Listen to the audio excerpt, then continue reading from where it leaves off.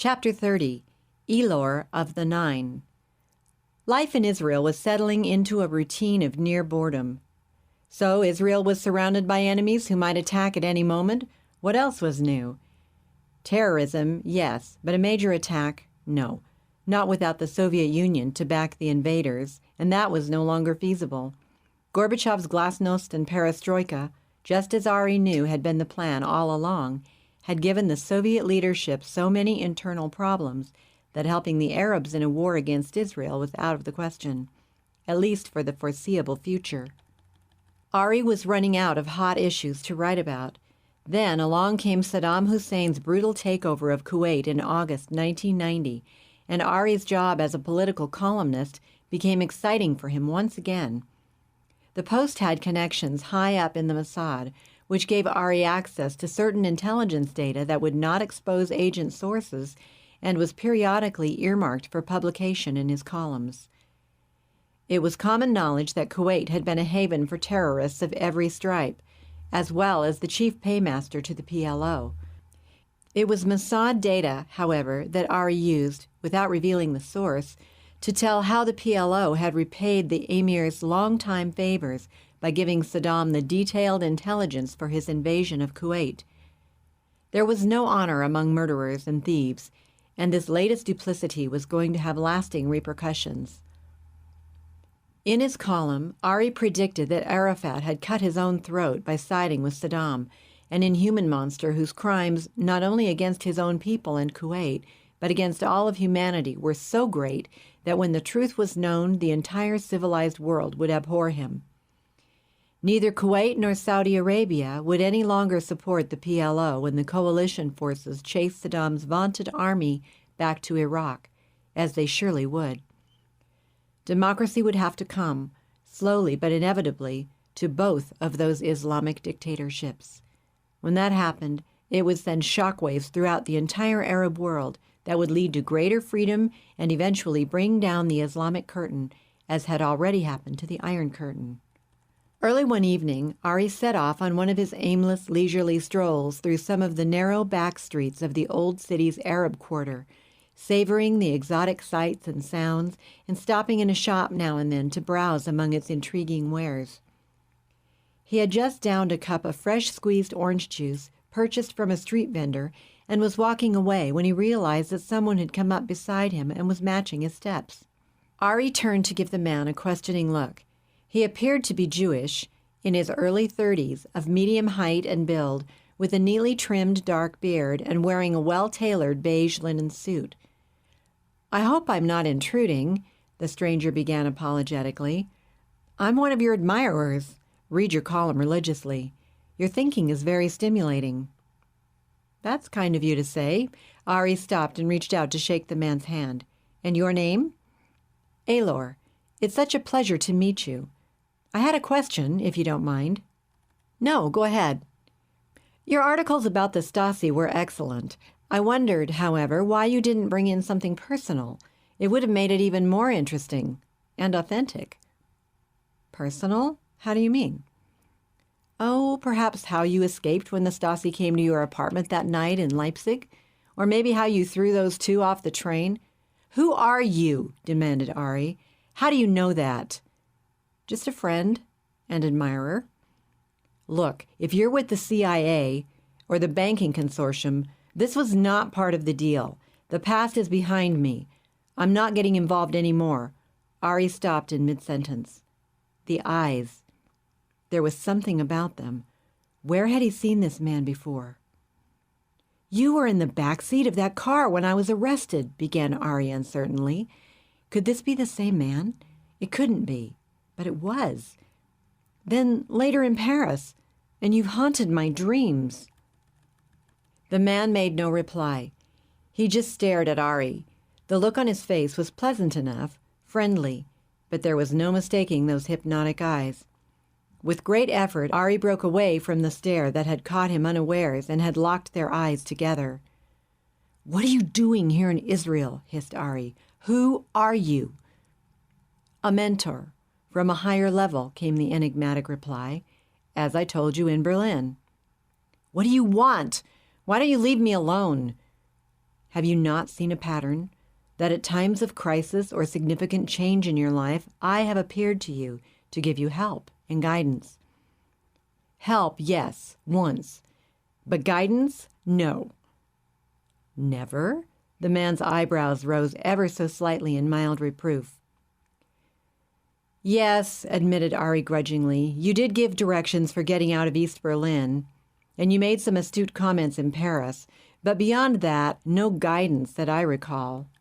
There have been other times of which you were not aware. You've been playing with my mind, cut in Ari angrily. Is that what you mean? I haven't appreciated that. We've been preparing you. Preparing me for what? That you are a Jew, and a very special one, is most important. Intuitively, you know that, though you have resisted admitting it to yourself. What you do not know is that you were chosen at birth for a mission involving Israel. Sure, and the moon's made out of green cheese. What's your game? If you weren't skeptical, but fell for flattery, we wouldn't be interested in you. I have not come to flatter, but to explain your mission. The appointed time for its fulfillment is fast approaching. That's why we brought you here. Ridiculous! It's a fluke that I'm here. The man caught Ari's evasive eyes. His smile was unlike any human expression Ari had ever seen. It communicated a peace and power and confidence that seemed to be superhuman. We've guided your entire life step by step. It was always the plan that you come to Israel. That was necessary for your mission.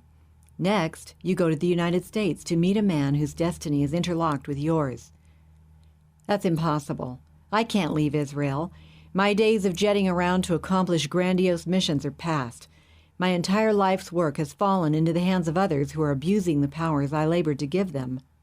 You're discouraged, and you're wrong. You've done well. Don't grieve for Nicole. It was her karma. You will meet her again in another and better life.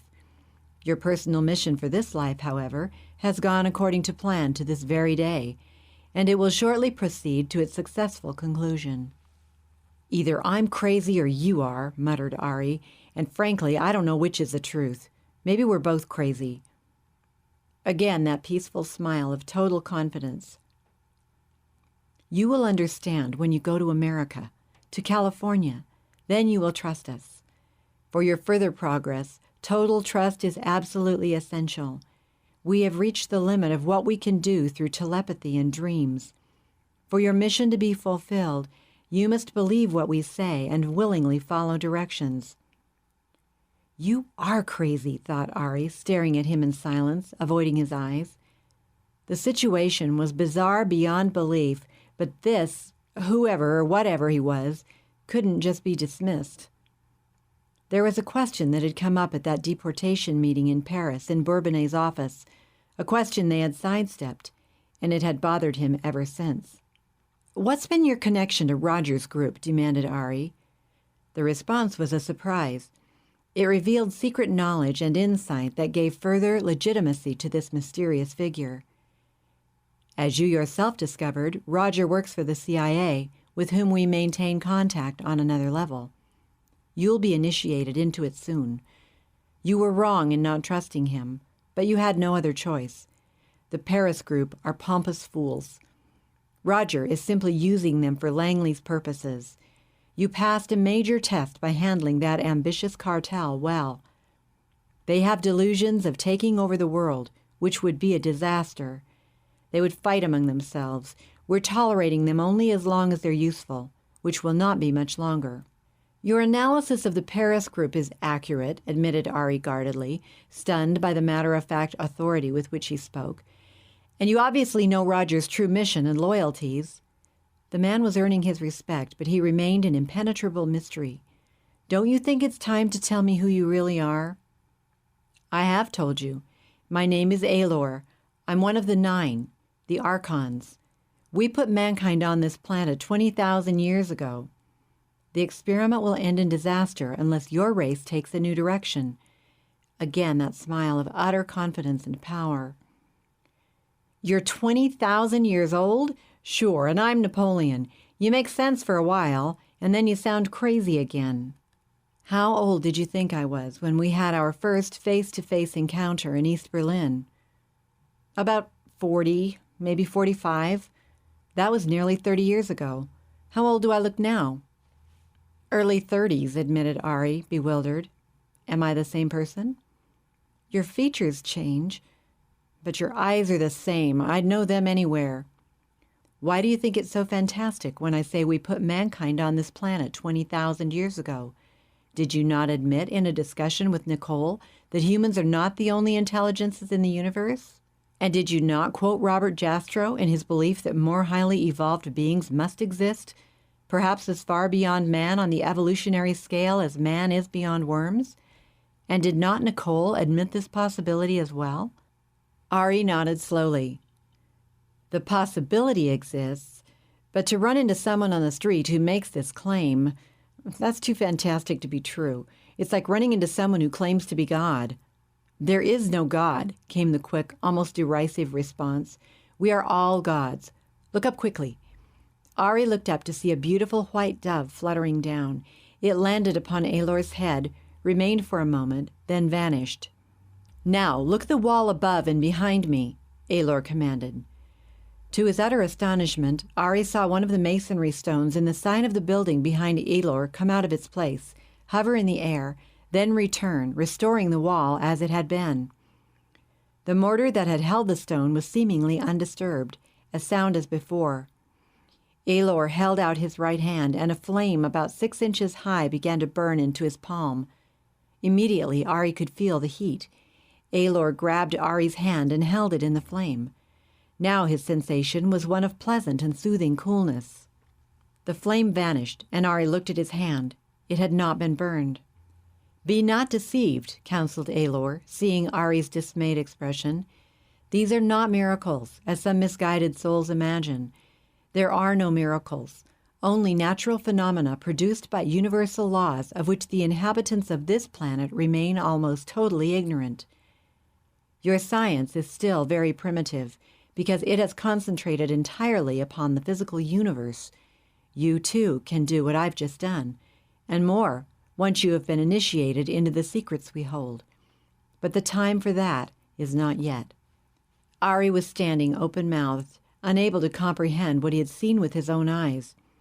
Was he having a nightmare from which he'd soon awaken? Had he been hypnotized? Was Elor exercising some kind of mind control in order to deceive him? He stepped forward and examined the wall carefully, then turned to orient himself with his surroundings. He was standing at a familiar corner. The streets in all directions looked the same as he remembered them. People were coming and going, paying little attention to him and Elor. 10 yards away, an elderly Arab squatted in front of a shop and puffed on a cigarette. Elsewhere, he could see several children playing and could hear their shrill voices. Everything seemed normal. We've met before, in my dreams. I was terrified then, confessed Ari. Why not now? That is why I have not visited you in your dreams for many months. You were projecting your own immaturity and fears upon me. I have not changed, but you have. Soon you will be ready. Elor put his hand on Ari's shoulder and held him with his eyes. You will be the leader of a new Israel that will be purged of its Zionist ambitions and delusions of being God's chosen people. Only then will Israel take its place in the new world order of nations and live in peace, a peace such as the world has never known. Ari stood stunned, speechless. Once again the man sounded insane. He wanted to tell Elor that he was repelled by such unbelievable flattery. Instead, he heard himself stammer, "Why me?" Elor patted Ari affectionately on the arm. Your heart is right.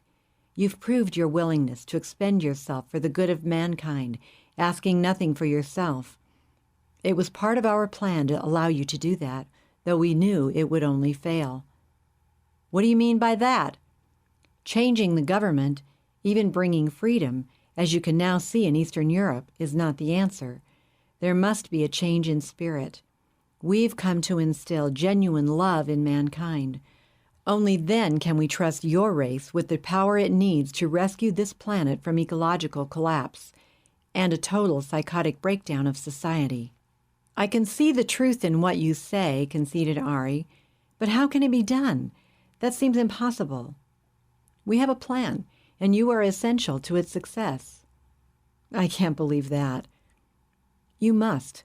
Earth's computers and knowledge of the cosmos are not sophisticated enough to verify the fact that there is a cycle in this galaxy of 1,997 Earth years.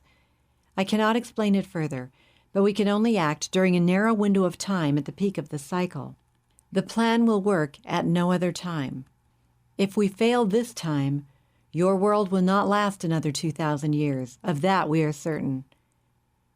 You put an awful responsibility on my shoulders. What do you expect me to do? Nothing at the moment. You will learn more in California when you meet the other man who, along with you, holds the key. But we must have your willingness. How can I give it to you if I don't know what I must do? Are you willing to save your race? Ari looked at Elor closely. You're serious, aren't you? We are. Forgetting the details for the moment, if you could be the one to save mankind, would you be willing?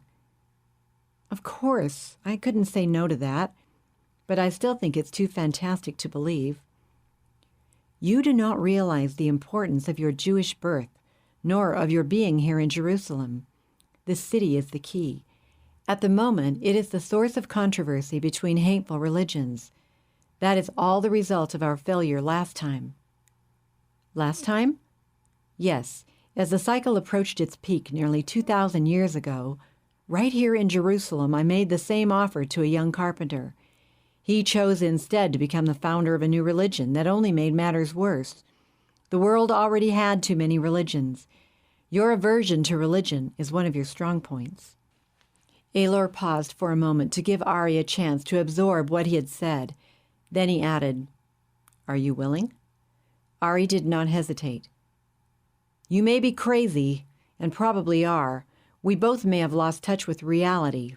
I don't know, but if I can do anything to rescue this planet from destruction, then of course I'm willing. How could I say no? Elor looked pleased. I must warn you, he added in a soothing voice, do not mention this to anyone, especially to the old man you are living with, the foolish one who talks of God and miracles. It was not our doing to have you meet him. Not their doing? Then whose could it be if they control the universe?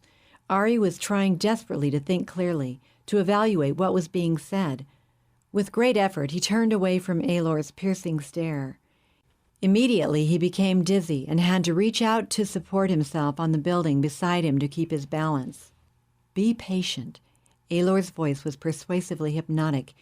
You will know the truth after you have met the one who is the reincarnation of the Christ spirit for this Aquarian age, the one who will rule the New World Order. He is our main contact with the CIA.